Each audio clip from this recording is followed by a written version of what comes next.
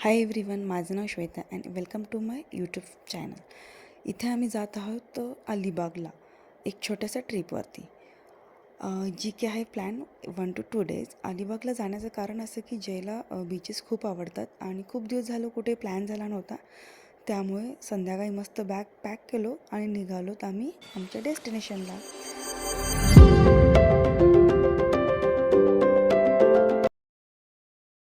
आणि आपण इथे पोचलेलो आहोत अलिबागमध्ये. तर सगळीकडे ग्रीनरी दिसत आहे आणि हा जो रिसॉर्ट आहे आम्ही हा बुक केलेला. तेवढा छोटासा छान आणि क्लीन नीट होता हा रिसॉर्ट. आणि लगेचच फ्रेश होऊन आम्ही इव्हिनिंगला पोचलो बीचवरती. आणि त्यानंतर टांगा गाडी पाहिली आणि जयला फक्त त्यामध्ये बसायचं होतं आणि एन्जॉय करायचं होतं. सो आम्ही ती राईड केली आणि त्यामध्ये जयला आणि आम्हाला खूप मजा आली. जसं की तुम्ही पाहू शकता, एन्व्हायरमेंट खूप सुंदर आहे आणि व्ह्यूही तितका सुंदर आहे.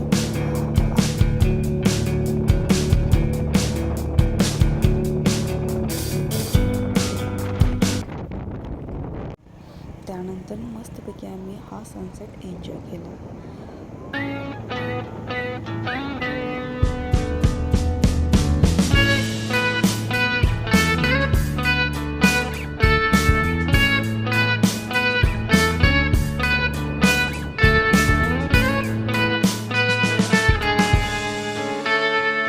रिसॉर्टकडे आणि रिसॉर्टमध्ये आल्या आल्या जयला दिसला स्विमिंग पूल. स्विमिंग पूलचा पुरेपूर आनंद जयने घेतला. खूप एन्जॉयमेंट केली जय.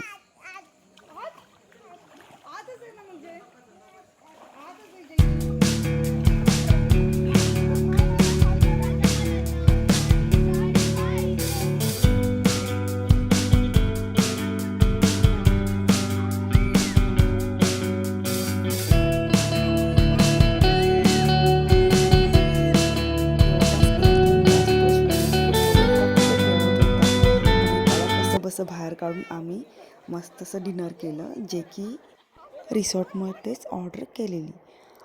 सिम्पल अँड बेस्ट घरगुती. नेक्स्ट डे आम्ही फ्रेश होऊन परत निघालो बीचकडे. आणि त्याआधी आम्ही मस्त हा असा ग्रीनरी सीन एन्जॉय केला. थोडेसे रोड एक्सप्लोर केले कोकणचे.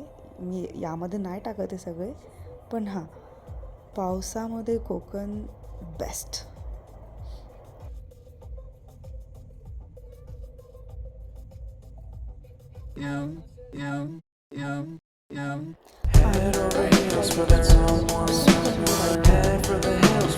आवडलेली. आणि इथे जयच्या पप्पाने आणलं आहे डम्प ट्रक अँड JCB, जे की दोन जयचे फेवरेट व्हेकल्स आहेत. आणि हे जे त्यांनी घरूनच घेऊन आले होते इथे खेळण्यासाठी.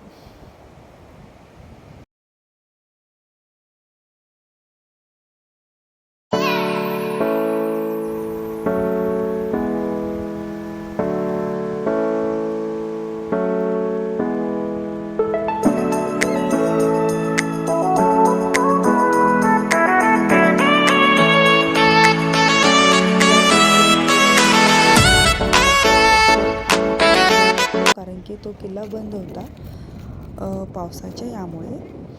तर आम्ही निघताना तिथे मासेमारी चालू होते आणि जयला ते पाहून खूप छान वाटलं.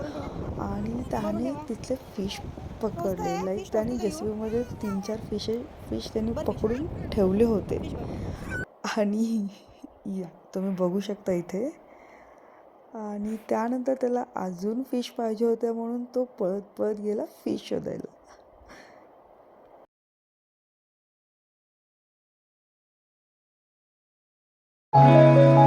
अशा प्रकारे आमची छोटीशी शॉर्ट अँड स्वीट ट्रिप झाली.